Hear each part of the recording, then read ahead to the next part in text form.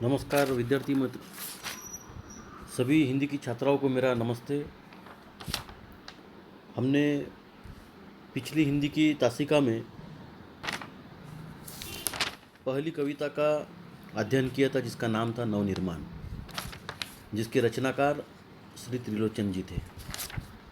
इस कविता का भावार्थ पूर्ण रूप से हमने पिछली तासिका में आपको समझाया था, किंतु मध्यकाल में कुछ कारणवश मैं आप सबके बीच हाजिर नहीं हो पाया।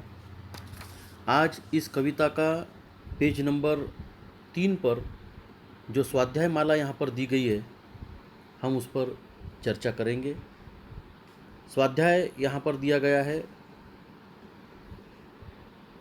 पहले नंबर का, कृतियाँ पूरी कीजिए। यहाँ पे दिया है एक गुलाबी रंग के बॉक्स में, बल इसके लिए होता है। ये टाइटल है, बल इसके लिए होता है। हमने कविता में पढ़ा बल किस लिए होता है। तो इसका पहला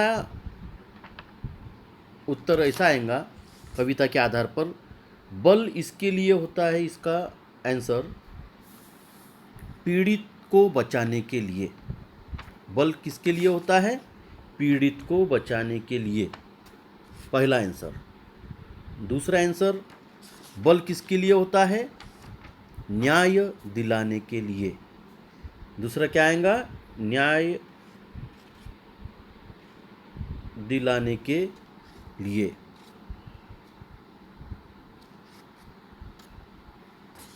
तो पहला स्वाध्याय का हमने पहला पड़ाव यहाँ देखा, बल इसके लिए होता है। किसके लिए होता है बल? पीड़ित को बचाने के लिए। दूसरे नंबर पे बल इसके लिए होता है। बल किसके लिए होता है? न्याय दिलाने के लिए, दूसरे नंबर पर। तीसरा हम शब्द संपदा देख रहे हैं। शब्द संपदा में पहला शब्द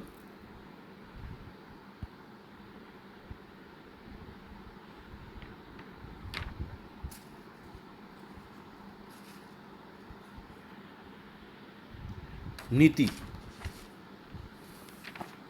और दूसरा बल। तो शब्द संपदा में हमने देखा नीति का होगा नैतिक। शब्द संपदा में क्या होगा? नैतिक।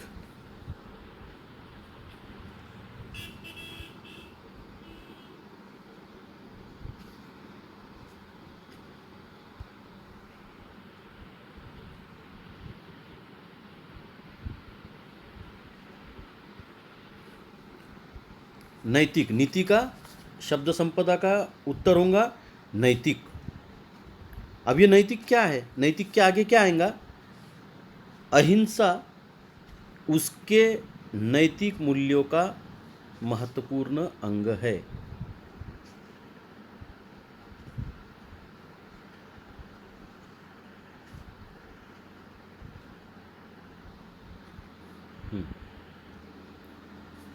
नीति में हमने देखा उपसर्ग करना इस शब्द संपदा का। नीति का उपसर्ग क्या हुआ है? नैतिक।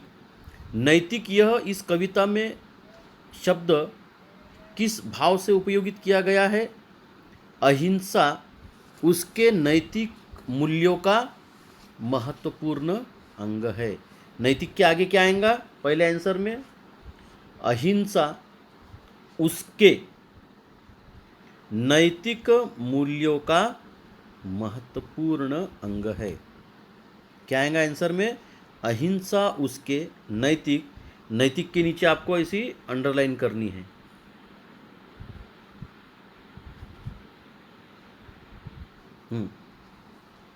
मूल्यों का महत्वपूर्ण अंग है। कौन से मूल्य का? नैतिक मूल्य का।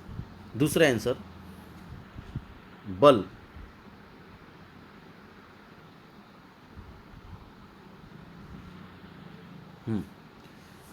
बल में इसका उपसर्ग होगा बलवान। बल का क्या होगा? बलवान।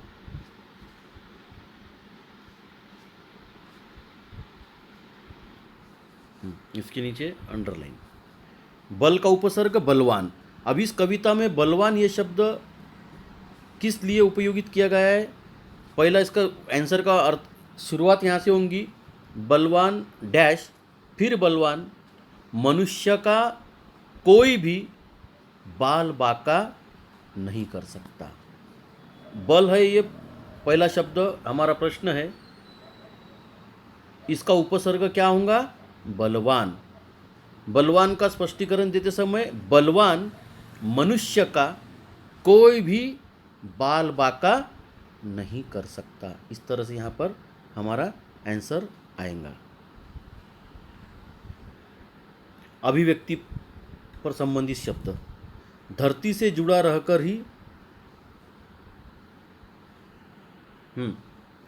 मनुष्य अपने लक्ष्य को प्राप्त कर सकता है, इस विषय पर अपना मत प्रकट कीजिए। क्या बोला गया है? धरती से जुड़ा रहकर ही मनुष्य अपने लक्ष्य को प्राप्त कर सकता है, इस विषय पर अपना मत प्रकट कीजिए। यहाँ हमको सही मायने में यह ध्यान में आता है, इस प्रश्न का आंसर लिखते समय अपने अपने भाषा में लिखना है।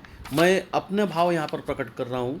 इसका आंसर धरती से जुड़ा रहकर ही मनुष्य अपने लक्ष्य को प्राप्त कर सकता है, इस विषय पर अपना मत, अपने विचार प्रकट कीजिए। इसका आंसर में हम ऐसा लिख सकते हैं, प्रत्येक मनुष्य के मन में लक्ष्य को प्राप्त करने की एक तीव्र इच्छा होती है, एक अटूट भावना होती है, एक संकल्प होता है। जिस लक्ष्य को हम प्राप्त करना चाहते हैं वह लक्ष्य लोक कल्याण की भावना पूरा करने वाला होना चाहिए, आम जन का भला करने वाला होना चाहिए। चुनौतियों का सामना करते हुए, चुनौतियाँ बोले तो संकट, बाधाएं, पीड़ाएं, उसका सामना करते हुए लगातार प्रयास करते रहना चाहिए।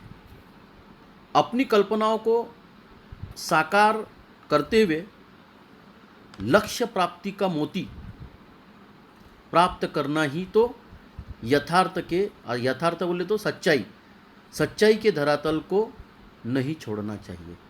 यानी हमारे लक्ष्य को प्राप्त जब तक हम कर नहीं लेते सच्चाई के मार्ग से, नीतिमत्ता के मार्ग से, तब तक के हमने उस लक्ष्य का पीछा नहीं छोड़ना चाहिए।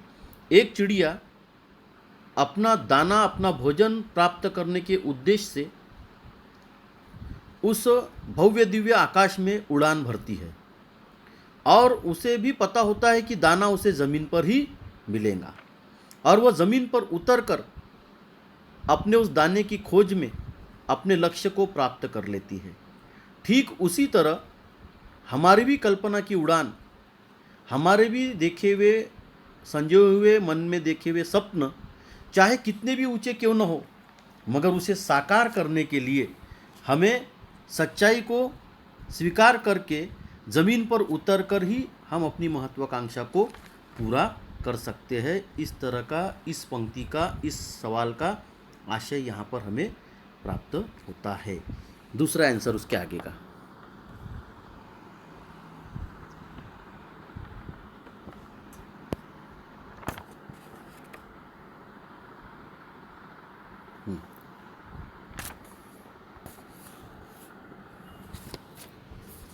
क्या कहता है दूसरा सवाल?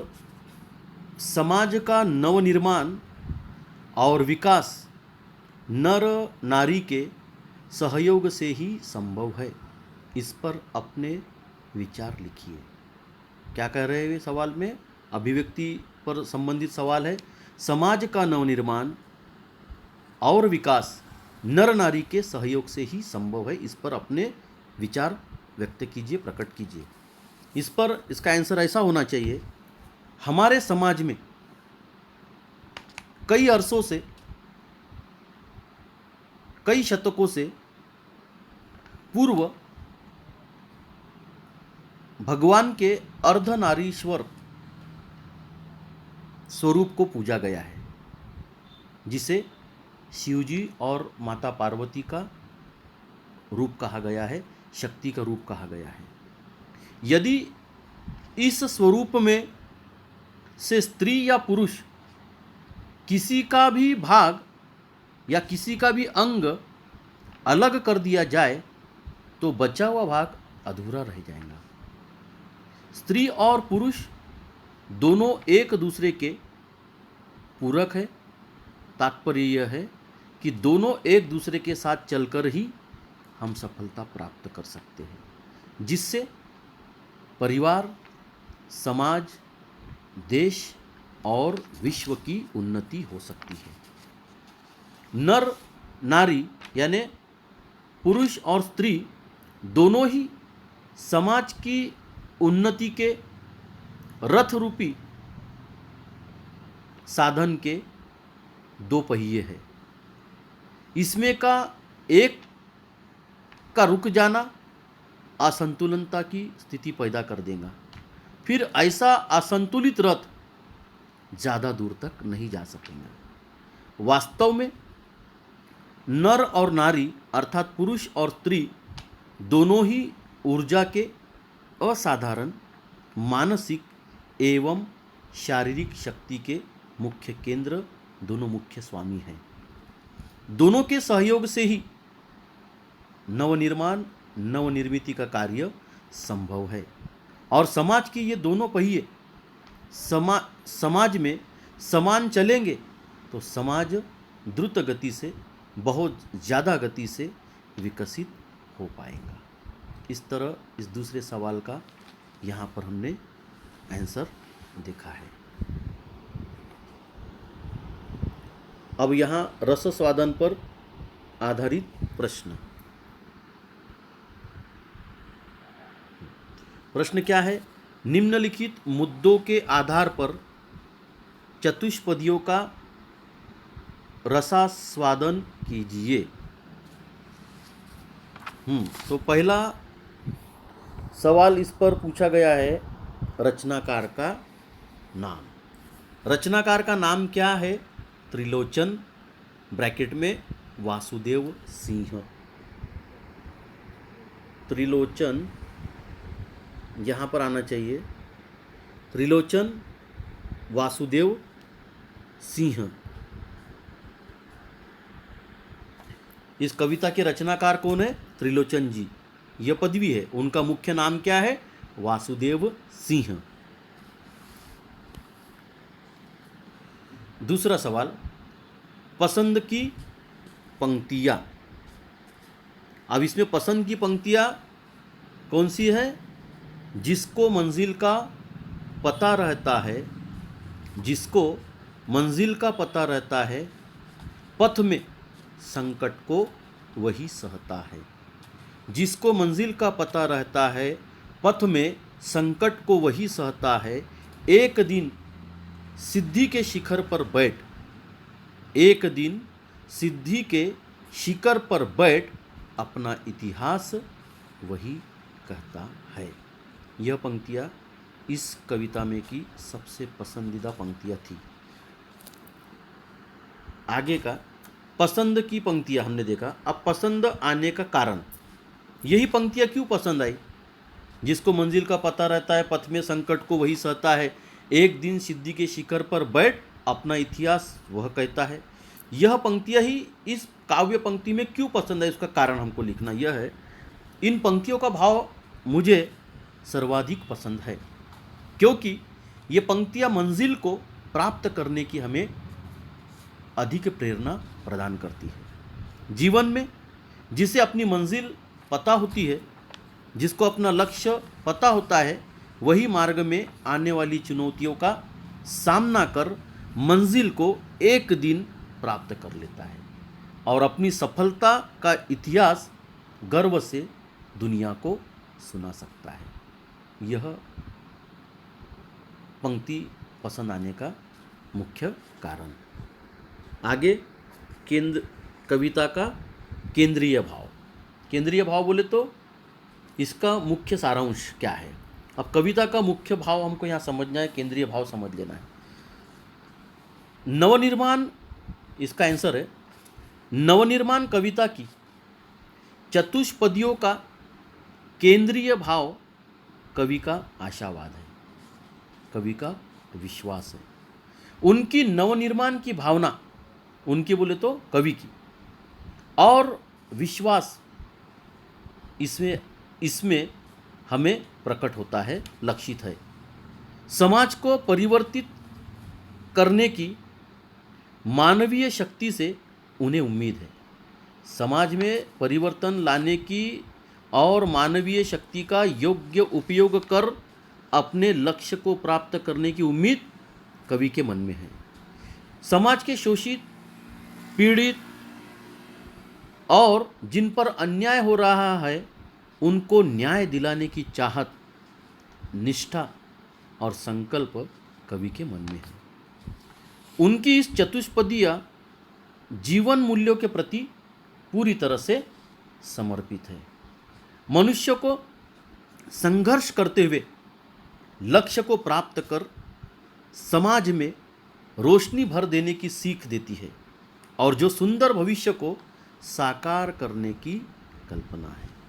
यानी कवि ने इस कविता में अपने लक्ष्य को जो जानता है, लक्ष्य को प्राप्त करने के बीच में जो कठिनाइयाँ आती है, उन कठिनाइयों को स्वीकार कर उससे संघर्ष कर जो अपने लक्ष्य को प्राप्त करने का आशावाद इस कविता में प्रकट करता है। यही इस कविता का केंद्रीय भाव है। Page number 4।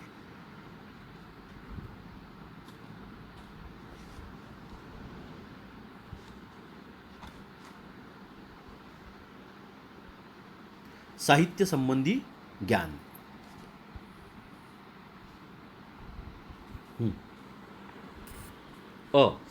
चतुष्पदी के लक्षण लिखिए। यह साहित्य से संबंधित प्रश्नावली है।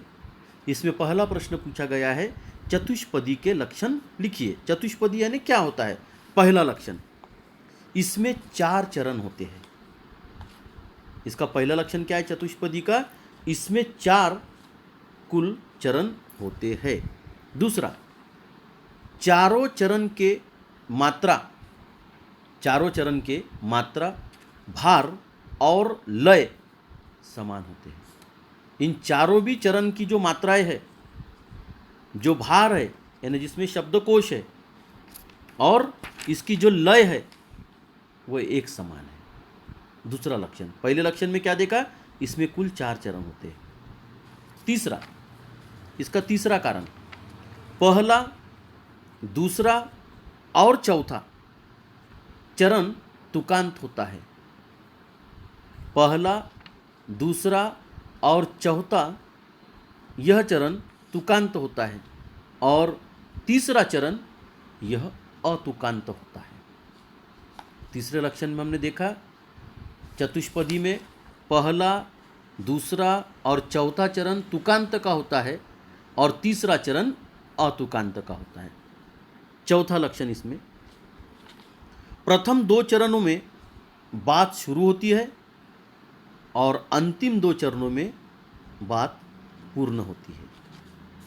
चौथे लक्षण में चतुष्पदी का चौथा लक्षण, प्रथम 2 चरणों में बात का प्रारंभ होता है, बात की शुरुआत होती है, और शेष 2 चरणों में प्रारंभ हुई बात का समापन होता है, समाप्ति होती है।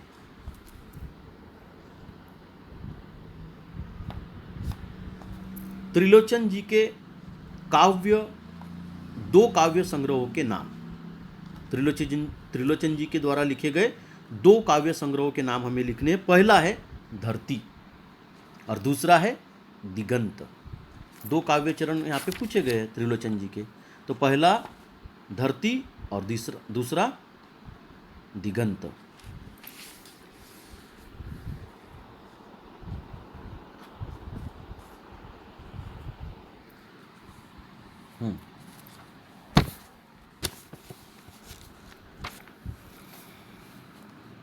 यहाँ निम्नलिखित वाक्य शुद्ध करके पुनः लिखिए, फिर से लिखिए, पूछा गया है। पहला, अतिथि आए हैं, घर में सामान नहीं है। अतिथि आए हैं, घर में सामान नहीं है। इसका आंसर आएगा अतिथि आए हैं।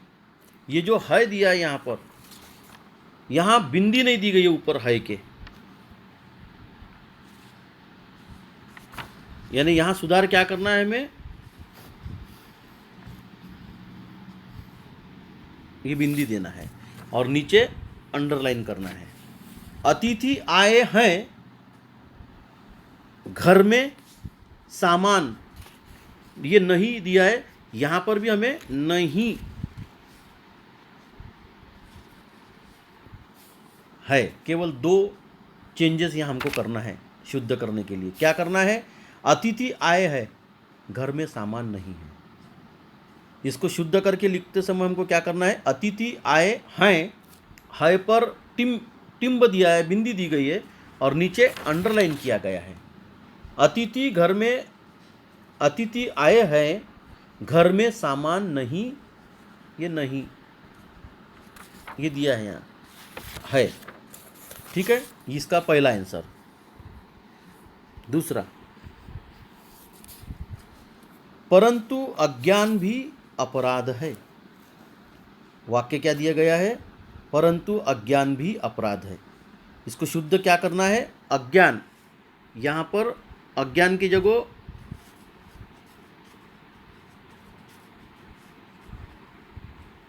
यह ऐसा सुधार कर लेना है और नीचे अंडरलाइन करना है।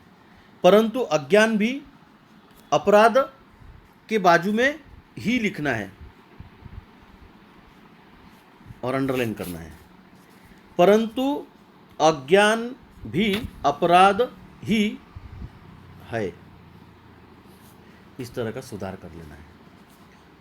वाक्य क्या है? परंतु अज्ञान भी अपराध है।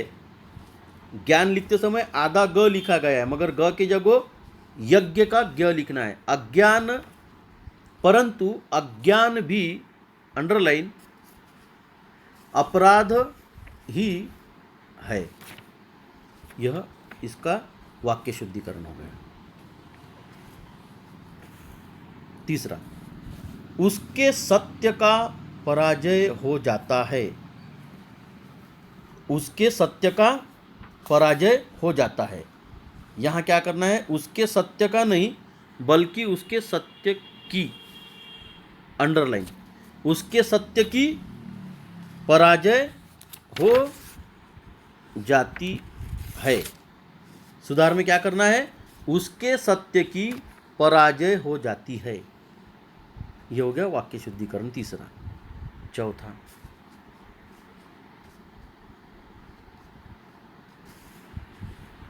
प्रेरणा और ताकत बनकर परस्पर विकास में सहभागी बने। प्रेरणा और ताकत, तो यहाँ द ताकत की जगह क्या लिखना है आपको? ताकत और अंडरलाइन करना है। प्रेरणा और ताकत बनकर विकास में सहभागी बने। तो यह जो में दिख रहा, यह में आपको इस तरह की बिंदी देनी है एक, और अंडरलाइन कर देना है। यहाँ सुधार कैसा आएगा? प्रेरणा और ताकत बनकर परस्पर विकास में सहभागी बने। ये होगा इसका सुधारित वाक्य। पांचवा,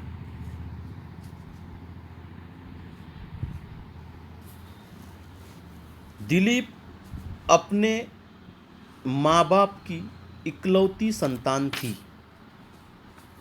दिलीप अपने माँ बाप की इकलौती संतान थी। तो यहाँ पर सुधार क्या आएगा?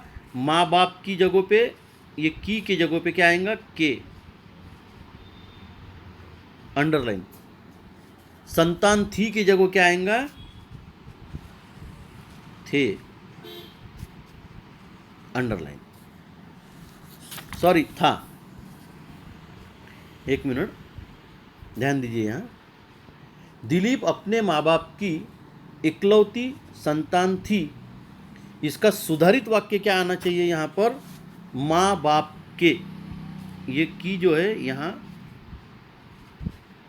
के, और संतान थी की जगह संतान, ये क्रॉस होगा, यानी ये कट जाएगा यहाँ से, यहाँ पर थे आएगा।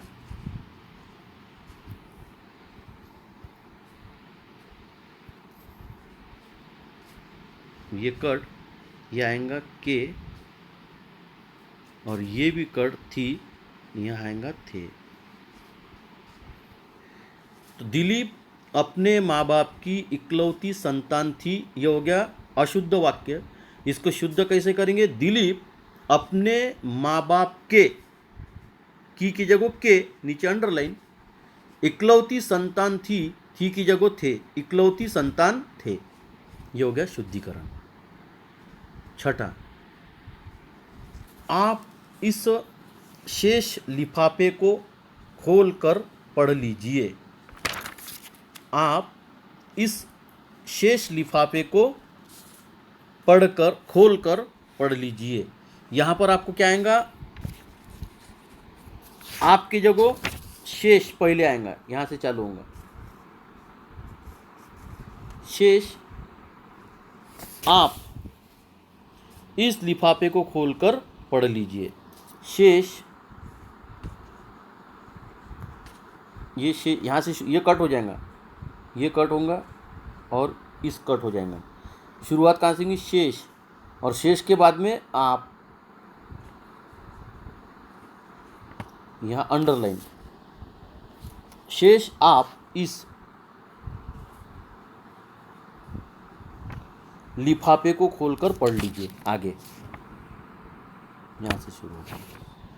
इसका आंसर क्या आएगा? ध्यान दीजिए।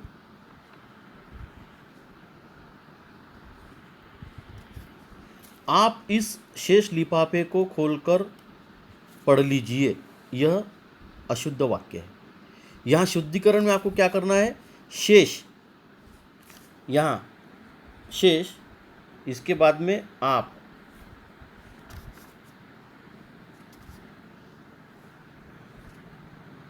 शेष आप इस लिफाफे को खोलकर पढ़ लीजिए। इसका आंसर ऐसा आएगा, शेष आप इस लिफाफे को खोलकर पढ़ लीजिए। सातवां, उसमें फूल बिछा दे। उसमें फूल बिछा दे, ये उसमें की जगह क्या आएगा? वहाँ फूल बिछा दे, ये कट हो जाएगा, उसमें ये कट हो गया, वहाँ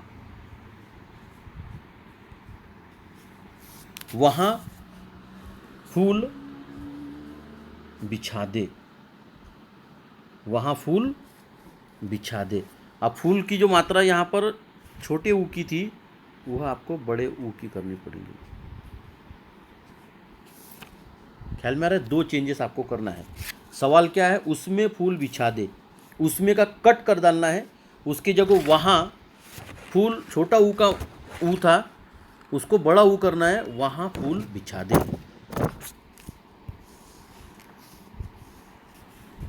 कहाँ खो गई है आप?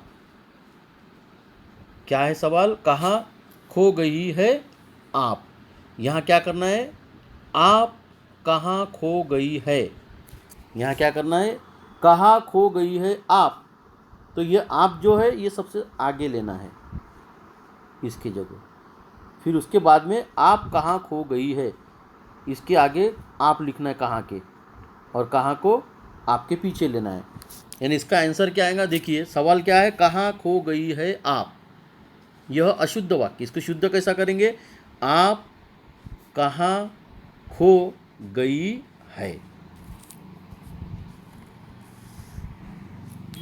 9वां सवाल, एक मैं सफल सूत्र संचालक के रूप में प्रसिद्ध हो गया। एक मैं प्रसिद्ध सूत्र संचालक के रूप में प्रसिद्ध हो गया। अब यहाँ पर एक मैं की जगह क्या आएगा? मैं एक सफल सूत्र संचालक के रूप में प्रसिद्ध हो गया। ये एक की जगह, एक के आगे क्या लगेगा इसमें? मैं।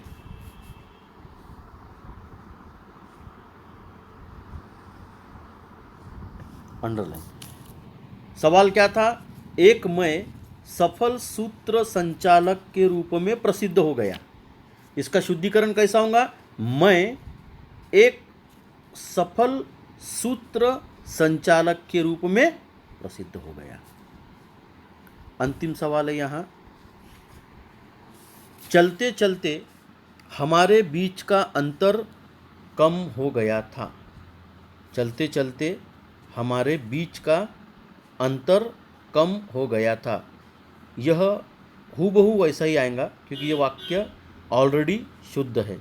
इसमें चलते चलते हमारे बीच का अंतर कम हो गया था, एज इट इज जैसे थे वैसा ही इसका शुद्धिकरण आएगा। इस तरह से हमने पहले कविता का भावार्थ पूरी तरह से, इसके सारे सवाल, उसके ऊपर के जवाब, इस पर हमने चर्चा की है। आने वाली परीक्षा में पहले ही आपको पोर्शन पर सारे सवाल पूछे जाएंगे। आशा करता हूँ कि आपको ये कविता नवनिर्माण, यह पाठ्य नवनिर्माण आपको आसानी से समझा होगा। यदि ना भी समझा हो तो आप मुझसे व्हाट्सएप पर अपना मैसेज द्वारा, अपने वॉइस मैसेज द्वारा आप मुझसे उस सवाल का जवाब पूछ सकते हो। मैं पुनः आपको समझाने के लिए पूरा प्रयास करूँगा। धन्यवाद।